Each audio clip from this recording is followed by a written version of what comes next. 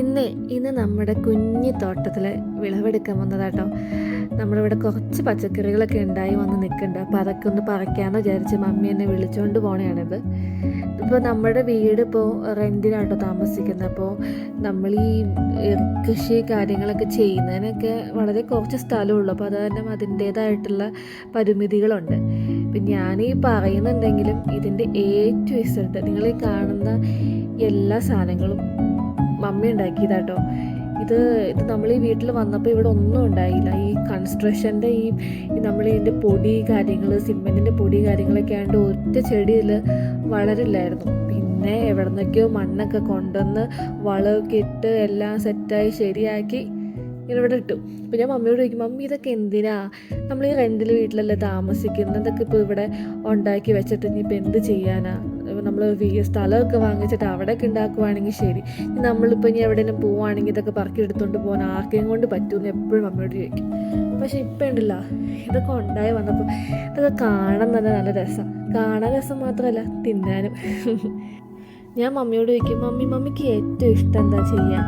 Mummy പറയും, മമ്മിക്ക് ഏറ്റവും ഇഷ്ടം കൃഷിയാണ്. അത് കാരണം ഇങ്ങനെ എല്ലാ ദിവസവും മമ്മി എത്ര തിരക്കാണെങ്കിലും ഇതിനു വേണ്ടി കുറച്ച് സമയം മാറ്റി വെച്ചാൽ തന്നെയാണ് ഇതിലെ ഓരോ സംഭവങ്ങൾ ഈ ഉണ്ടായി വരുന്ന സാധനങ്ങളൊക്കെ നമുക്ക് കിട്ടുള്ളൂ. നമ്മൾ രണ്ടോ ദിവസം നമ്മൾ നോക്കാതിരുന്ന് കഴിഞ്ഞാൽ അതിലെ പുഴുക്കളും അതും ഇതൊക്കെ എടുത്ത് എല്ലാം തിന്നും.